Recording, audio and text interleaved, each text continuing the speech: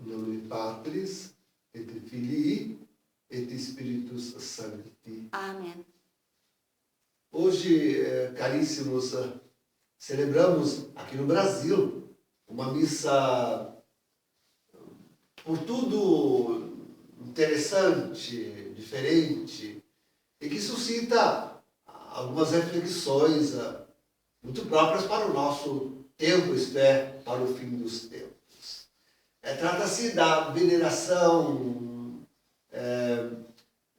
das relíquias de todos os santos que estão nos nossos altares. A relíquia dos santos que estão nos nossos altares. A Igreja, a Santa Igreja, antes da Reforma, exigia que o sacerdote celebrasse sempre a missa sob a relíquia de um mártir. É por isso também os paramentos vermelhos. E mesmo no Brasil, colônia, enfim, tantas distâncias e tanto a percorrer, para não necessitar o sacerdote carregar a pedra da ara. É disso que se trata, a gente chama de a pedra da ara. Uma pedra desse tamanho, de mármore, e numa ponta tem ali, a gente cava, coloca as relíquias e depois completa com mármore de novo. Tem cinco incisões de cruz para lembrar essas 5 chagas de Nosso Senhor. E essa pedra da ara é abençoada pelo bispo. Cada sacerdote, tinha também uma móvel, que não estivesse fixada no altar, para que ele pudesse carregar aquilo todos os lugares onde ele ia celebrar a missa. Às vezes por esses sertões inóspitos do Brasil. Claro que essa pedra tem o seu volume e o seu peso. Então, por causa disso também se comutou e se tratou de colocar a pequena relíquia no próprio corporal, costurada no próprio corporal, no paninho. E ali, então, com esse corporal, o sacerdote, para não precisar viajar. Eu já, de vez em quando, eu tenho 2 pedras da ara. Uma para a viagem, uma no altar e outra para a viagem. De vez em quando, agora muito mais raramente, mas quando vou celebrar missa fora, costumo levar a pedra da ara. Recentemente eu também ganhei uma pequena relíquia dos ossos de Santa Felicidade, que nós veneramos aqui no nosso altar, porque nós podíamos incluir na festa de hoje, não só os mártires que estão, de fato, nas pedras da ara, nos nossos altares, senão que aqueles que ornam os nossos altares. Na tradição, ao menos mais 4 relíquias cada altar tem. Não necessariamente, mas de mártir, mas normalmente é de mártir. Se coloca ali entre as 6 velas. Ali é o lugar também de colocar as relíquias dos mártires. Claro que isso tudo, depois da Reforma, decaiu tremendamente. Tanto que quando agora quis eu ter uma pedra da ara para celebrar a missa tridentina, fazer a coisa como segundo os cânones, foi fatigoso, foi difícil de conseguir a pedra da ara. Primeiro eu consegui graças a um amigo que acionou um sacerdote aí de São Paulo, mandou para mim. Bem acondicionada a pedra. Depois eu mesmo consegui com minha comunidade numa casa religiosa de jesuítas. Mas de fato hoje, no Brasil, altar consagrado e com relíquia de mártir, com pedra d'ara. Isto é coisa muito rara, muito rara. Acontece ainda, mesmo depois do concílio, na ereção de igreja nova, de santuário, conseguir alguma relíquia e colocar-se aí. Mas é coisa muito rara. Essas pedras da Ara, que tantos sacerdotes sequer conhecem, sequer sabem mais que existe, se encontram aí atiradas, né, em qualquer canto, ou no chão de qualquer lugar aí, mesmo ao relento. Ou das nossas sacristias, ou em qualquer peça atiradas lá. E os nossos altares não tem mais nada de relíquia de santos. Bem, hoje também se celebra tanta missa que nem altar é. Em qualquer mesa. Pronto. Celebra lá a missa. O padre celebra lá a missa. Bem, me chega a denúncia de que está acontecendo de nem sacerdotes ordenados serem e se colocarem a rezar missa. Vejam, isso está acontecendo no Brasil, mas não só no Brasil. Eu já denunciei aqui aquela vidente que tomou o piedoso rapaz, levou ele lá para uma salinha num dia de reunião e saiu de lá com ele vestido de sacerdote, porque Jesus, o Jesus dela, tinha ordenado o menino, sei lá. Agora ele começava a rezar a missa. Estão me chegando denúncias atuais, recentes, de movimentos grandes, de profetas que, no desespero, porque os sacerdotes não acolhem, não acreditam, não recebem, estão pegando aí qualquer sacerdote, até homens casados, e por absurdo, estão pegando até homens que jamais foram sacerdotes, que nunca foram ordenados. E os tais profetas dizem, não, mas Jesus aprovou. Queridos, deixe-me colocar isso de novo e bem claro. Jesus, nosso Senhor, não pode. Jesus não pode, isso é por direito divino, não pode vir à terra, aí aparecer a quem quer que seja, e ordená-lo, e autorizar que um padre, que a igreja proibiu, que esse padre celebre missa. Jesus, ele pessoalmente não pode fazer isto, porque Jesus tem que seguir as regras que ele mesmo nos deixou quando aqui conosco estava. Isto é simples de entender. Jesus deixou a Santa Igreja, Pedro e os profetas, isto é, bispos e presbíteros, e combinou a eles a ordem da igreja.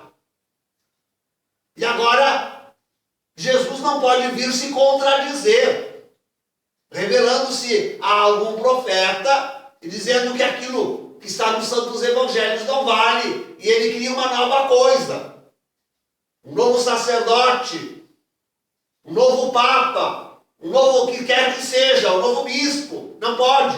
Jesus não pode fazer isso. Se alguém está fazendo isso, saiba que está fora da ordem divina. Não vão com essas pessoas. Os fiéis leigos, por favor, fiquem atentos. De onde é esse sacerdote? Não é porque nós estamos no fim dos tempos. Vejam, não é porque nós nós estamos no fim dos tempos, que agora isso vai virar. Não, não. Nós temos uma ordem canônica na igreja, que vige, e podia ser modificada até Bento XVI. Até Bento XVI vige e podia ser modificada. Agora, com esse antipapa e falso profeta, Bergoglio, claro que nós não temos nada que seguir. E antes temos que romper.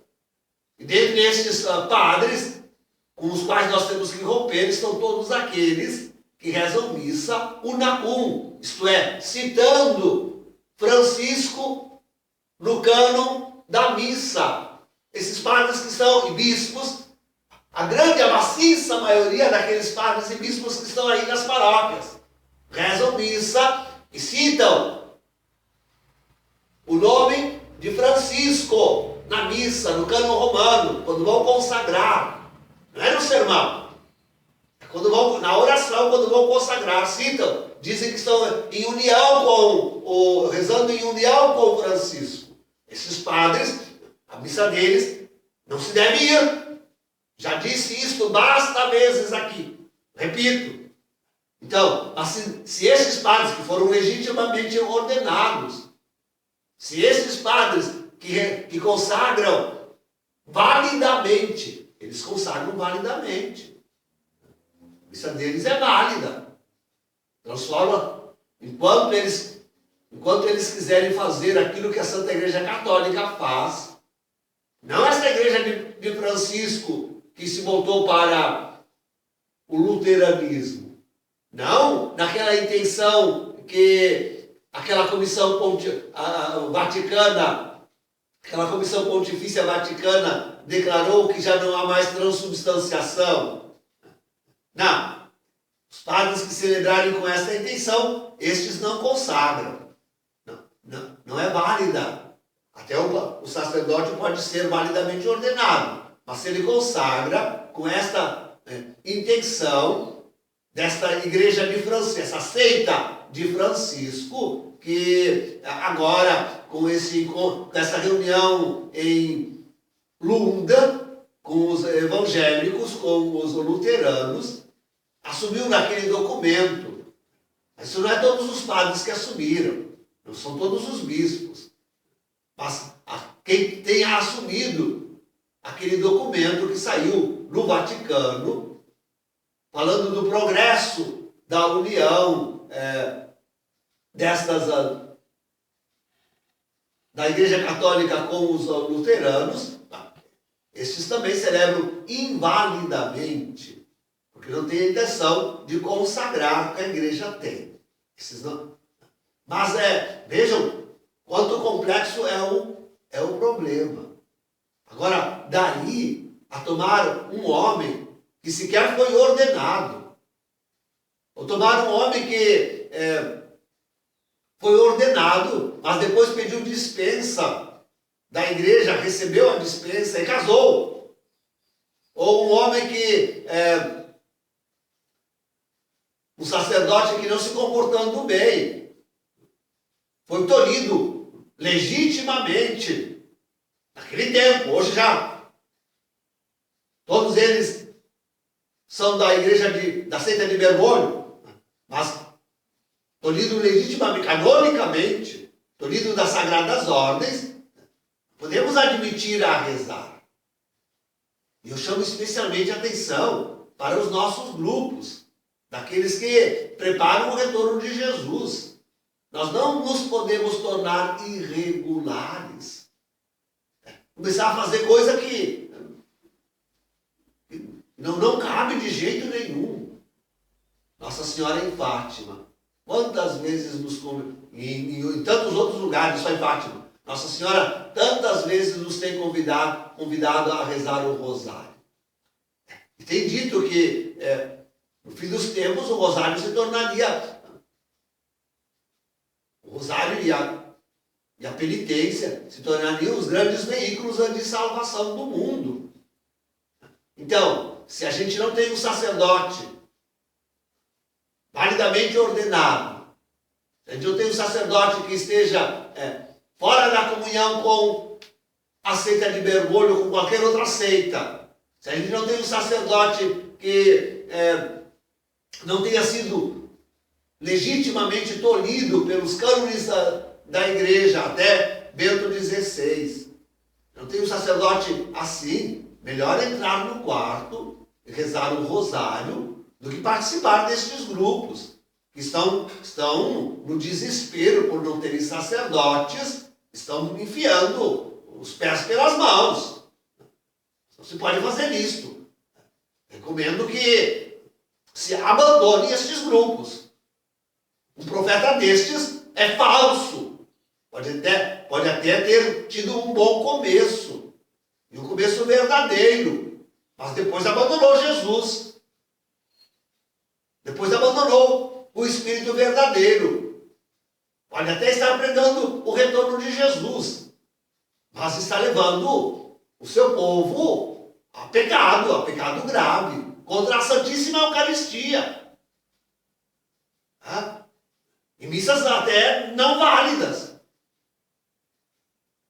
Vejam todo o cuidado que eu tive e tenho para celebrar a missa tridentina. Que até o cálice que uso, realmente procurei um que tivesse sido abençoado antes da reforma litúrgica. Antes da reforma litúrgica. Tem um cálice abençoado no grande congresso eucarístico de Porto Alegre, antes da reforma litúrgica, para justamente termos aí todos os elementos da missa tridentina. A missa tridentina não pode ser celebrada assim, de qualquer jeito, de qualquer maneira. Há de se procurar respeitar os cânones, fazer tudo direitinho, quanto mais nesta missa que é tão séria, que é tão santa. Não celebrar assim de qualquer maneira, com qualquer padre, com qualquer altar, sem relíquias, sem a ordem válida, sem a observância dos cânones litúrgicos e canônicos. Então, queridos, façamos atenção. Se não temos um sacerdote, eu digo um movimento legítimo, digo um profeta legítimo, que esteja realmente recebendo mensagem do céu. Se não tem sacerdote, não celebre. Reúna o seu povo. Reze um terço, o Santo Rosário. Faça aquilo que Nossa Senhora nos recomendou. Mas não desespero, não faça aquilo que é desaprovado pela Santa Igreja Católica. Não faça aquilo que a Santa Igreja proibiu. Porque está ofendendo agora a Deus na Santíssima Eucaristia. E pecado contra a Eucaristia, sabemos, é gravíssimo. Como de São Paulo, comunga a própria condenação. Hoje somos convidados, na Missa das Santas Relíquias, a caprichar na liturgia, a venerar os santos mártires. Sabemos que só seremos chamados, tantos de nós, a derramar o próprio sangue, a morrer no grande castigo. Então, nós vivemos uma vida piedosa, uma vida santa. Vamos ao encontro do Senhor, com o coração purificado, sendo verdadeiramente católicos. Quanto mais nós que criticamos a seita de Bergoglio, está contra a igreja que surgiu no Vaticano, que se tornou prostituta da fé. Quanto mais nós, havemos de procurar, com todo o empenho, com todo o esforço, pedindo o socorro dos nossos santos, exatamente procurando seguir o exemplo das suas vidas gloriosas. Tantos deram justamente a vida em testemunho da fé, em testemunho da missa, da santidade da missa. Então, vamos nós procurar seguir isso também. Se não dá para seguir um profeta, não quer dizer que agora vamos voltar à vida de pecado. Se o profeta se desviou, mas com certeza tanto se desviam. Se o profeta se desviou, nem por isso vamos agora. Alguém me escrevia dizendo, mas então, não vai voltar à vida antiga, não vai abandonar a missa tridentina, não vai abandonar a Santa Igreja por causa de um profeta que desviou-se. Não. Eu já recomendei muitas vezes, não é bom seguir cegamente um único profeta. É bom a gente poder ver as profecias atuais e, em base a elas, formar as nossas comunidades, mas estar atentos àquilo que é Santa Igreja. É a igreja que nós temos que preservar. Não é o nosso grupinho, não é a honra e a glória do nosso profeta que nós temos que preservar. Não é a veracidade do nosso profeta que nós temos que preservar. Nós temos que preservar a Santa Igreja Católica. Ela é que é a grande profetisa dos tempos atuais. E os sacerdotes, presbíteros e bispos, verdadeiramente e canonicamente, validamente ordenados, que querem seguir sendo igreja, sem essa comunhão com a anti-igreja do antipapa Bergoglio. Estes são os verdadeiros profetas. Estes são os profetas constituídos por Cristo e por sua igreja. A estes nós devemos seguir e ter obediência e anuência a eles. Sigamos a estes, formando a Santa Igreja Católica, para que ela possa estar aí presente quando Jesus voltar. Então, queridos, passamos atenção, vamos investigar, vamos ficar de olhos atentos. Não deixemos que se nos apresente qualquer um. Que façam aberrações aí. Não, esses grupos nós não podemos participar. Não devemos seguir tal profeta. Não, desviou-se, tornou-se falso. Não está mais recebendo mensagem, verdadeiramente não está mais recebendo mensagem de Jesus. Não vamos atrás de mentiras. Nem por isso deixemos de seguir a vida santa. Nem por isso deixemos de seguir Jesus e a Santa Igreja Católica. Antes, agora nos firmemos cada vez mais em realmente fazer com que a Santa Igreja Católica persista, fiel, cheia da fé verdadeira, da fé santa, até o retorno de Jesus. Em nome do Pai, do Filho e do Espírito Santo. Amém.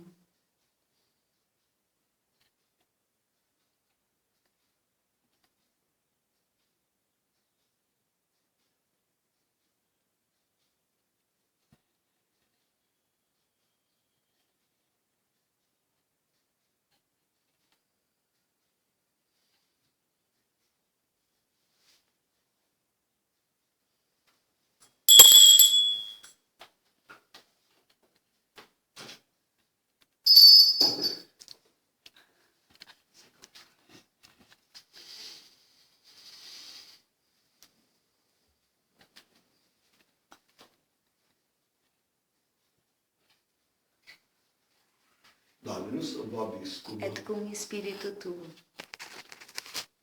Oremos. Imploramos Domini clementiam tuam, ut sanctorum tuorum quorum reliquias venerabur, suffragantibus meritis hostia quam oferimus, nostrorum cita expiatio delictorum. Mirabilis Deus in sanctis suis, Deus a Israel, ipsi dabit virtutem et fortitudinem in plebis sui. Benedictus a Deus.